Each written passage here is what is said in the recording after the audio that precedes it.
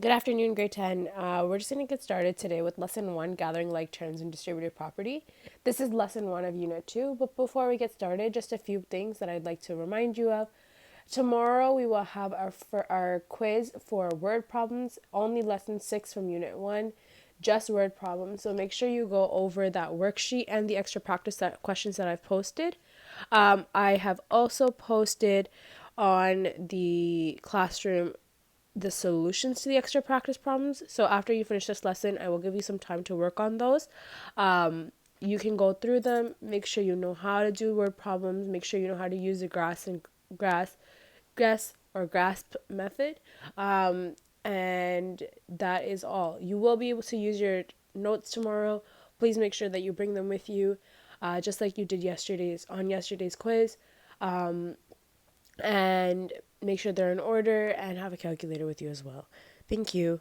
So we're just going to get started. The success criteria for today is that you'll know how to identify and gather like terms to simplify a polynomial. A polynomial is just a number with multiple, it's just a expression with multiple terms. You'll know how to use distributive property, let's just say property, to expand brackets with a number or variable in front of it, and then you'll know how to solve for x when given an equation. We're going to focus more on number 3 tomorrow, but we might do a few examples today. So when you're simplifying polynomials, you can only pull together like terms. And what do I mean by like terms? Like terms are terms that have the same variable, so the letter that comes after the number, and an exponent, so that small number at the top. Make sure you add and subtract, and you include the signs. No, if you have a double sign, you need to change them first. So if you have something that's a plus and a plus together, that becomes a plus. If you have something that's a plus and a minus together, that becomes a negative. And then if you have a negative and a negative together, that becomes a positive. Just a recall from grade 9 math. So let's just put this into practice, because as much as I can tell you how to do something, it's just easier for me to show you. So here, first things first, what we're going to go try and find are the like terms. So we have 3x squared. So we're going to look for something that has an x and a squared at the end. So something that has the same variable with the same exponent. Can't be 4x because there's no squared sign there. The 8 doesn't have an x. The 1 doesn't have an x. The negative 2 doesn't have a squared. But this negative 5 does. So we can collect those two terms together. So we can say, what is, and I just like to write them out again. You don't always have to write them out again. You can just go ahead and do the math, but we'll do it this way for the sake of clarity. And then I'm going to go see, okay, what's my next term? The 4x. Positive 4x. Is there anything else that has a x with no squared? Yep, we have that negative 2, so I'm going to write those together. And then last but not least, you're just left with the 8 and the 1. Right? And now what you can do is, because these are like terms, which means they have the same variable and the same exponent, you can actually just add or subtract their coefficients, which is the numbers in the front. Right? So I can do, okay, what's 3 minus 5? Negative 2. X squared. You leave the exponent and the variable the same. You don't want to go ahead and start changing those. Then 4 minus 2, 2, and then we just have the x left over. And then negative 8 plus 1 is just adding and subtracting numbers. So negative 8 plus 1 is just negative 7. And that's your answer.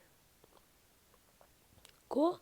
So on your own, try to do B, C, and D, and then we'll take them up together. So pause the video here. Try going through B, C, and D alone, and then we'll take it up together. Alrighty, let's take this one up. So we have 2x squared minus 3x plus 8 minus x squared. So we're going to go take the 2x squared, look for another x squared. We have one right here. We're going to group them together. So 2x squared minus x squared minus 3 cubed. There seems to be no other cubed.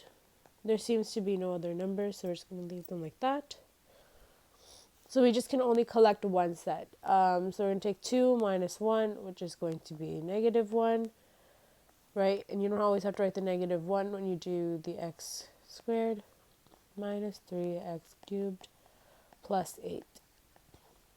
Good form is to always put the number with the highest exponent at the front.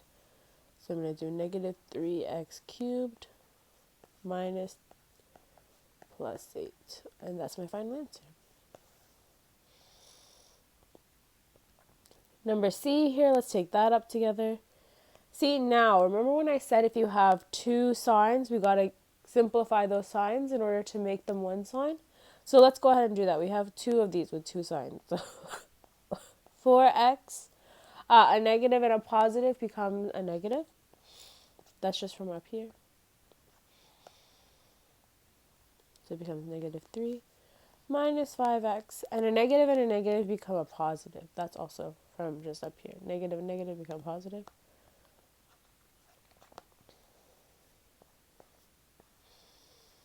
Okay, now let's go ahead and collect our like terms. We have two x's, so we're going to do 4x minus 5x, and then we just have two numbers without any variables after them. So 4 minus 5 is negative 1, so we write negative x. Negative 3 plus 2 is also negative 1, so it's negative 1x minus 1.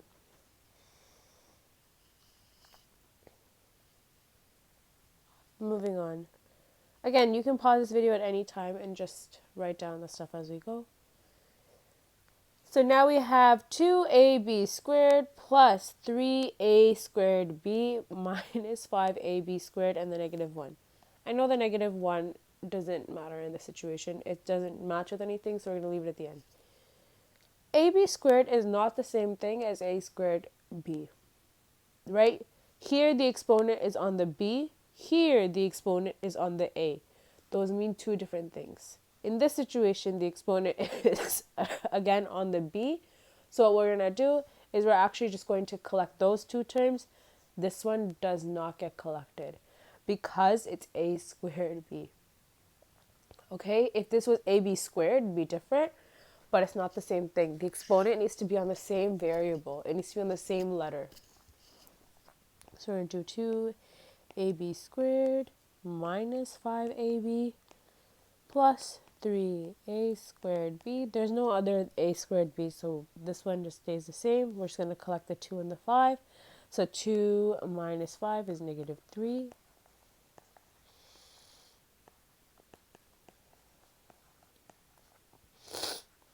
Minus 1. And that's our final answer.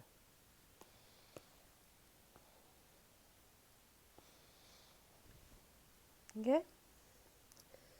And the last thing we're going to go through is distributive property or distributive law. Just means the same thing. This is when we have to multiply whatever is in front of our bracket throughout the entire bracket. Then we go ahead and gather the like terms. So now this is just an extra step added on top of our collecting of like terms. Right? Always make sure you double check your signs. If the number outside the bracket is a negative, you need to change all the signs of the numbers inside the bracket. So just be mindful of that, okay? So let's start off with something easy here. Again, always easier to show you than to not. When you have something like this, you're going to do 2 times x. So that becomes 2x. And you're going to do 2 times negative 4, which we know is negative 8. And that is our final answer. So see how I took the 2, I multiplied it by the x, that gave me the 2x. And then I took the 2 and I multiplied it by the negative 4, and that gave me the negative 8. Okay? Here, we have to be careful because we have a negative 3 on the outside. So let's go ahead and distribute it. Negative 3 times x is just going to give me negative 3x. Negative 3 times negative 7 is tricky. A negative times a negative, if you put it into your calculator, you'll notice it actually gives you a positive. Positive 21. So be sure you're careful here, right? When you have a negative number,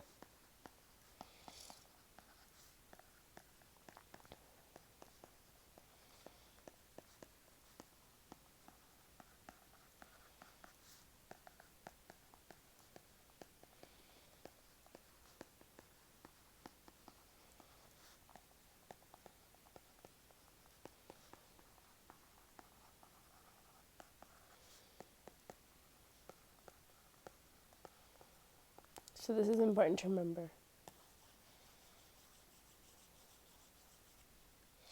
When you have a negative number on the outside of a bracket, all signs on the inside of the bracket change to the opposite. Because even here, we changed our x to a negative x. Okay, so again, pause this video, try to do C, D, E, and F by yourself. A little bit more confusing because now you have numbers with brackets and you have numbers that don't have brackets. Make sure you always do distributive property first and then do your collecting of like terms. So distributive property first, then you do collecting of like terms. So hopefully you had a minute to go through this. Like I said, we have 3x plus 2x bracket x minus 4 minus x bracket x minus 2 plus 2, sorry. Let's go ahead and do our distributive property first. So I'm going to leave the 3x. There's nothing to distribute there. Plus 2x times x becomes x squared. 2x minus 4 minus 8 and the x again. Minus x times x is just x squared. And then plus, you got to make sure it's minus because there's a minus x right here. Minus 2x. Okay. Now let's go collect our like terms. We have 2x squared, we have 2x squared minus 1x squared. So that becomes x squared. We have here 3x minus 8x minus 2. Right, so I'm just going to go in, throw that into my calculator, make sure that I'm getting the right answer. So 3 minus 8x is going to be negative 5x, minus 2 is going to be negative 7x. Oops. And that is our final answer. So I'll give you a moment to write that down.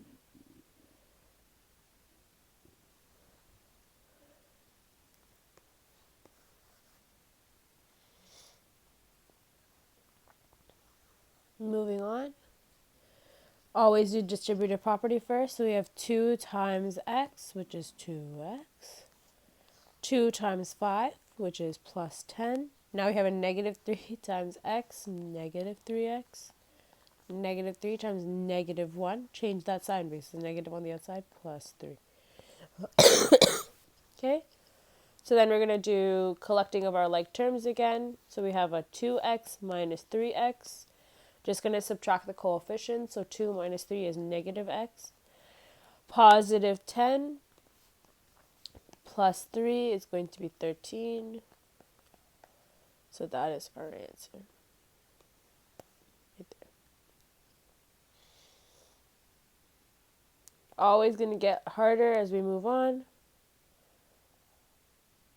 Oops, these two are repeated, so we got lucky. We don't have to redo that one.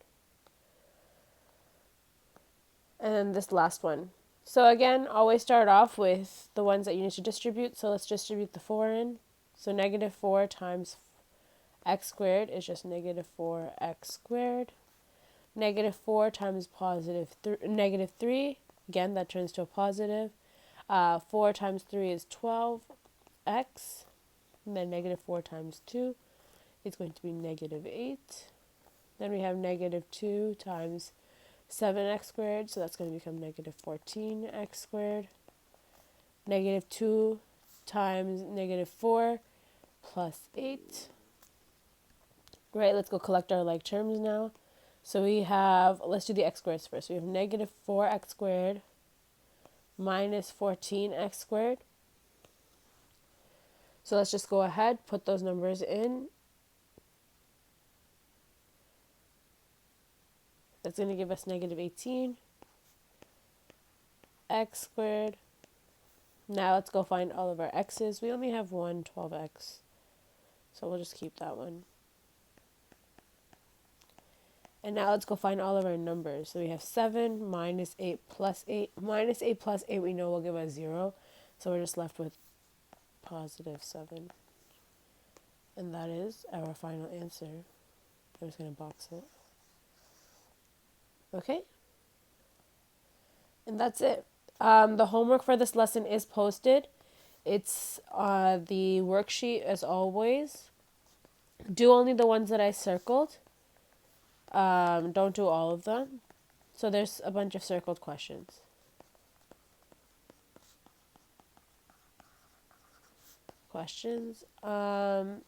And the other thing you're going to be doing is studying for your test, which is tomorrow, or your quiz rather, which is tomorrow on word problems. Um, I'm going to quickly.